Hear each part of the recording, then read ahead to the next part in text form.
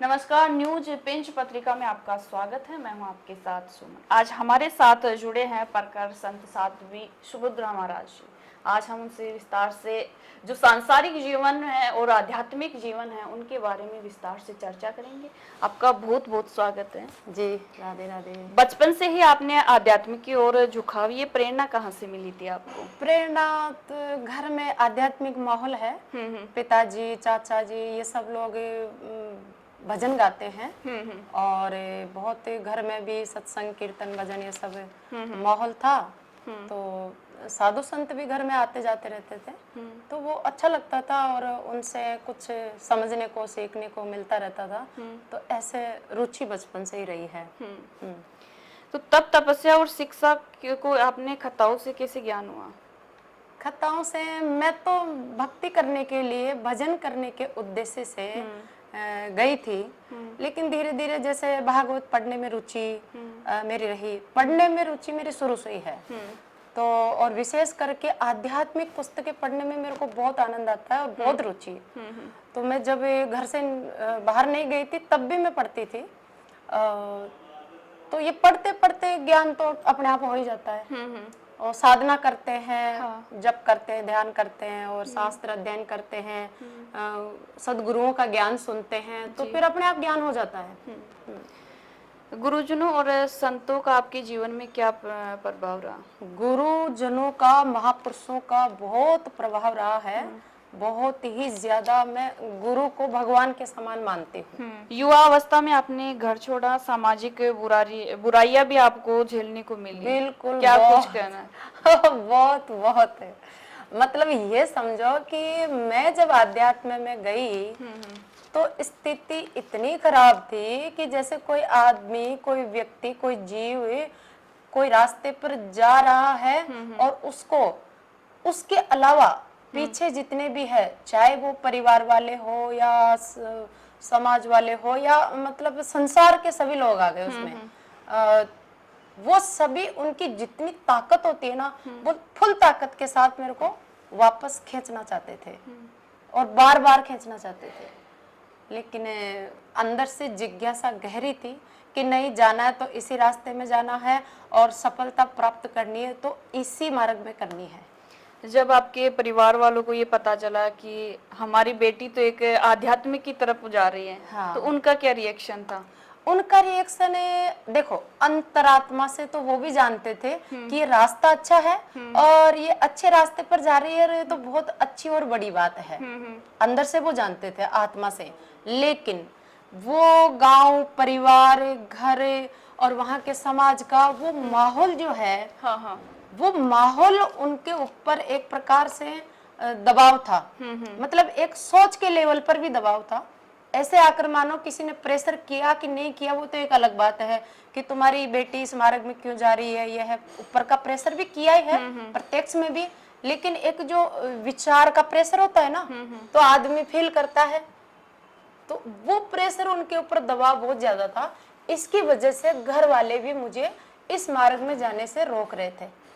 नहीं, तो आप बता रहे हो कि घर वाले मुझे रोक रहे थे और जो लोगों का प्रेशर था, तो आपको ऐसा नहीं लगा कि नहीं, मुझे इस आध्यात्मिक जीवन को छोड़ के एक बार वापस सांसारिक जीवन में जाना चाहिए? नहीं, देखो मेरा नहीं, सांसारिक जीवन में जाना तो मेरे को बिल्कुल ही ऐसे लग रहा था कि जैसे आप कहीं पर कहीं बैठना आपको पसंद ही नहीं है, हाँ, और जबरदस्ती आपको वहां बिठाए तो आप कितनी देर बैठ जाओगे।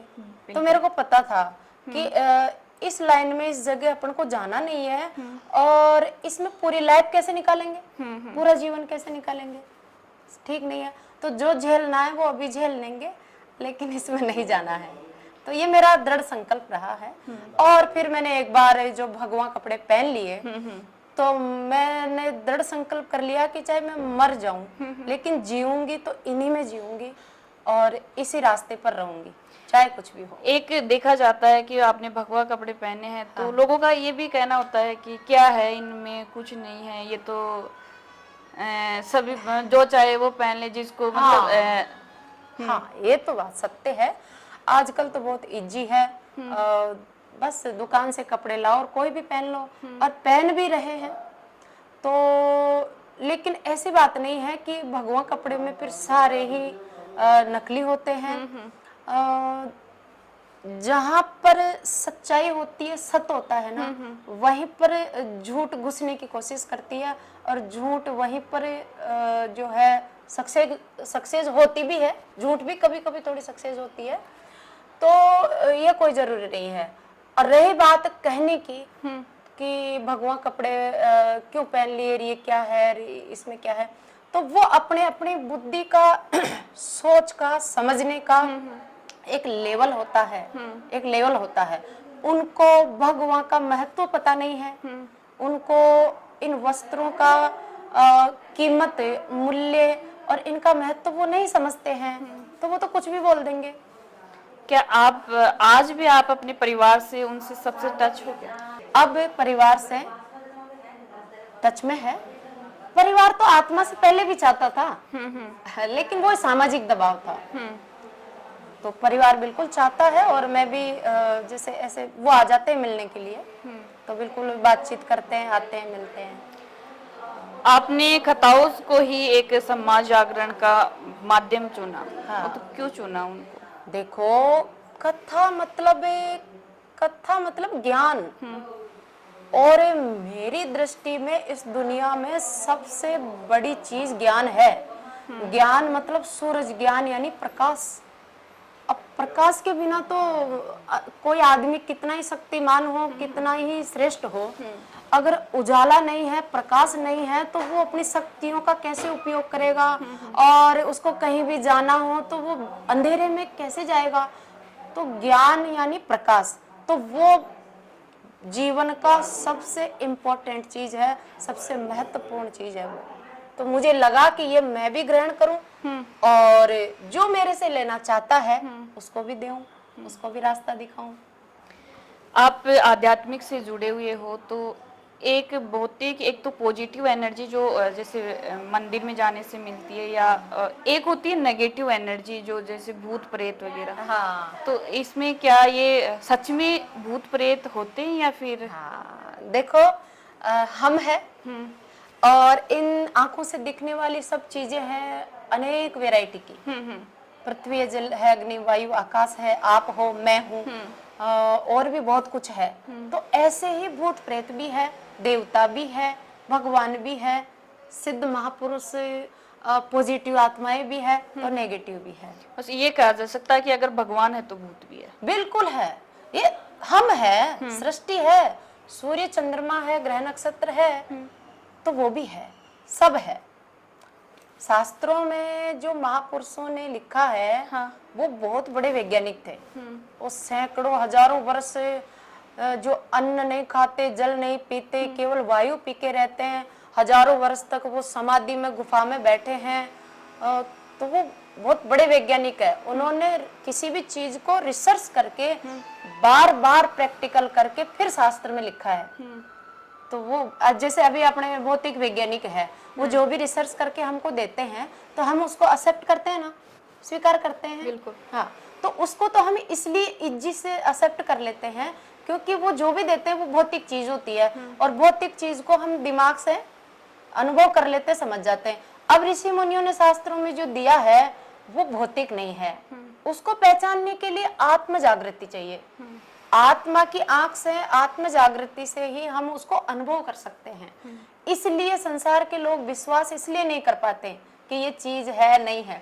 जो मन में सोच में आ रहा है, बुद्धि में समझ में आ रहा है, कानों से सुनाई पड़ रहा है, उसको तो हम एक्सेप्ट कर लेते हैं। अब कई चीजें ऐसी है, कई नहीं, ज्यादा, ये जो भी आंख, नाक, कान इनके समझ में आ रहा है ना, ये तो ये समझो कि 2% जगत है। हाँ, और बाकी का जगत ऐसा है, बहुत कुछ ऐसी शक्तियां और ऐसा है जो इन चीजों से, इन मशीनों से वो पकड़ में नहीं आती है। हाँ, वो अंदर के अनुभव से आती है। अगर आप बात करें राजस्थान में, अभी एक श्री गंगानगर में एक 13 साल की लड़की के, बच्ची के साथ 32 लोगों ने दरिंदगी की है। तो क्या वो किसी के भाई होंगे, किसी के बेटे होंगे, क्या कुछ कहना चाहोगे उसमें? देखो, ये संसार में जितने भी इंसान है ना, इन सबके शरीर तो दिखने में इंसान जैसे होते हैं, पर सब इंसान नहीं होते। इनमें कोई साक्षात पिशाच है, कोई भूत है, कोई जिंद है, कोई बहुत ही घटिया पशु लेवल का जीव है उस शरीर में। वो तो पता नहीं कैसे कौन से जन्म का कोई छोटा मोटा पुण्य होगा जिसकी वजह से हरि की कृपा से उनको वो मनुष्य का ढांचा मिल गया। बाकी उनके अंदर शैतान है, क्योंकि उनको इतना भी संस्कार नहीं है और इतनी भी दया नहीं है कि किसी कन्या के साथ, किसी बहन बेटी के साथ वो ऐसा कैसे कर सकते हैं। सनातन संस्कृति को लेकर युवाओं को क्या, कैसे संदेश देना चाहोगे आप? सनातन संस्कृति को लेकर युवाओं को यही संदेश है कि देखो, आजकल युवा जो है वो जा रहे हैं नशा की ओर, और नशा की ओर और कुसंगत की ओर जा रहे हैं। उसी का परिणाम है कि ये जो गंगानगर वाली घटना हुई, ये उसी का परिणाम है। तो युवाओं के पास दो चीज बहुत इंपॉर्टेंट है। एक तो शक्ति, युवा अवस्था। युवा अवस्था तो ये एक शक्ति है। शास्त्र में कुछ चीजों को शक्तियां बताया, जैसे धन एक शक्ति है, युवा अवस्था एक शक्ति है, और एक श्रेष्ठ धर्म में जन्म लेना, श्रेष्ठ समाज में जन्म लेना, ये भी एक शक्ति है। ये चीजें सबको नहीं मिलती है, आयु ये सबको नहीं मिलती है। तो युवाओं के पास ये सारी चीजें हैं। भारतवर्ष में पवित्र सनातन धर्म में जन्म है, और भारत में जो रहता है वो सब सनातनी है। ऐसे अपने आप में बोले वो कुछ भी माने, बिल्कुल, हाँ, वैसे तो पूरे विश्व में सनातनी है, तो विशेषकर भारत में। तो युवाओं को अपनी आयु का और उनके पास जो समय है उसका सदुपयोग करना चाहिए, और अपनी संस्कृति को समझना चाहिए, और अपनी ही संस्कृति को जीना चाहिए। अगर युवा हमारी संस्कृति को, हमारे धर्म को जीना शुरू कर देगा, खाली सुनना पढ़ना नहीं, जीवन में जीना शुरू कर देगा, तो ये घटनाएं कुछ नहीं होगी। ना घरों में ताला लगेगा, और ना कोई बहन बेटी किसी पुरुष को देख करके भयभीत होगी। तो आजकल तो पुरुष भी भयभीत हो रहे हैं, क्योंकि एक दो केस ऐसे आए हैं कि उनमें जो लड़कियों ने अब लड़कों को मार दिया। तो वो लड़कियां नहीं है, वो पिशाचिनी है, वो डाकिनी है, वो भी तो है ना, दोनों तरफ ही है। अभी ब्रह्मांड में नेगेटिव ऊर्जा का प्रधानता ज्यादा है, नेगेटिव ऊर्जा का प्रकोप है। तो इससे क्या है, जीव प्रभावित है। और पिछले कुछ वर्षों में विदेशी संस्कृतियों का प्रभाव रहा है, पाश्चात्य संस्कृति। हाँ, तो उस प्रभाव की प्रधानता मनुष्य के जीवन में ज्यादा बढ़ गई है, उसकी ओर ज्यादा आकर्षित है। उन्हीं के ज्ञान, उन्हीं का विज्ञान, उन्हीं के विचार, उन्हीं का खान पान, उन्हीं का पहनावा, उनकी बोल भाषा, उन्हीं का आचरण को ज्यादा महत्व दे रहे हैं, ज्यादा अपना रहे हैं। जैसे होता है ना, कोई घर में कई इंसान होते हैं जो अपनी माँ को महत्व नहीं देते, बाप को नहीं देते, अपनी पत्नी को महत्व नहीं देते, और अदर आउट आकर्षित होते हैं। तो वहां तो विनाश ही विनाश है। भगवान गीता में कह रहे, श्रेयान स्वधर्मो विगुण परधर्मात् स्वनिष्ठिता स्वधर्मे निधनम श्रेय पर धर्मो भयावह। दूसरे धर्म को अपनाओगे, धर्म का मतलब हिंदू मुसलमान नहीं, धर्म का मतलब नेचर, स्वभाव, आचरण, संस्कृति, भाषा और खान पान, रहन सहन, ये धर्म है। और कर्तव्य, तो ये सभी चीजें ये दूसरे की अपनाओगे तो विनाश होगा। तो खुद की संस्कृति में जिए। जी, क्या आज की शिक्षा में आध्यात्मिक शिक्षा जरूरी है? अरे, आध्यात्म के बिना तो आपका अस्तित्व ही नहीं है। आध्यात्म तो जड़ है ना, जड़ के बिना पेड़ की शाखा प्रशाखा, पत्ते, फूल, फल कैसे हरे भरे और पुष्ट रह सकते हैं? आध्यात्म जड़ है, तो जड़ में रोज पानी देना जरूरी है। क्या महिलाओं की भूमिका समाज और धर्म में आवश्यक है? महिला के बिना समाज कैसे चलेगा? वो शक्ति है, तो देखो सब चीजें अपनी अपनी जगह आवश्यक होती है। जैसे हमारे शरीर में इतने सारे अंग है, तो कान की जगह कान जरूरी है, नाक की जगह नाक, मुंह की जगह मुंह, हाथ की जगह हाथ। उसी प्रकार से समाज भी एक शरीर है, समाज भी एक शरीर है, और उसमें महिला भी, उसका भी एक अंग है, वो भी समाज का अंग है, समाज की वो शक्ति है। तो शक्ति की भी यथावत अपने जगह आवश्यकता पड़ती है, तो जरूरी है। लेकिन आज के दौर में देखा जाए तो महिलाएं जैसे आगे बढ़ रही हैं, तो किसी किसी परिवार में ऐसा होता है कि महिला आगे बढ़ रही है तो उसको पीछे खींचने का काम किया जाता है। ये तो क्या है, इसमें थोड़ी ये भी प्रॉब्लम है कि क्या महिलाओं को रसोई तक ही सीमित रखा जाए? नहीं नहीं, क्यों रखा जाए, क्यों रखा जाए? जितना अधिकार आदमी को उतना ही महिला को है, सब चीज में है। वो तो क्या करते हैं कि वो मतलब महिलाओं में हर चीज ज्यादा होती है, दिमाग भी ज्यादा है तो दिल भी ज्यादा है, और पुरुषार्थ भी ज्यादा है ना, प्रेम भी ज्यादा है तो कठोरता भी फिर ज्यादा है अगर वो बदल जाए तो। बिल्कुल। तो और ज्ञान भी ज्यादा है, और वो किसी भी लाइन में जाएगी तो वो आगे रहेगी।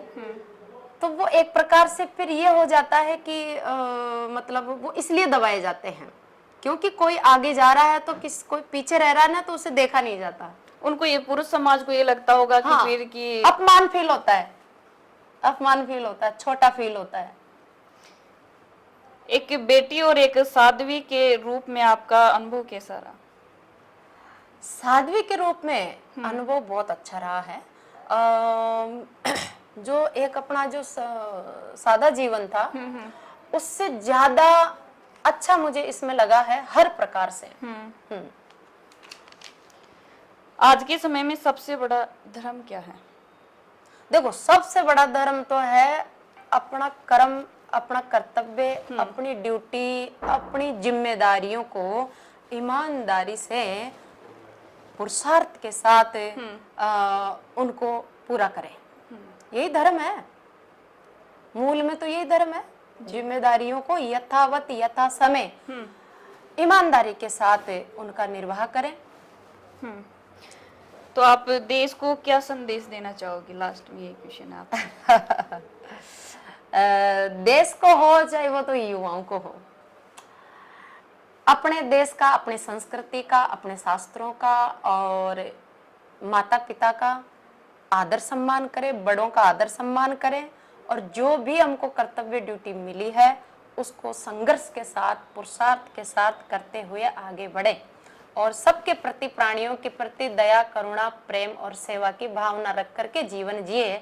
इसी में आनंद है जी।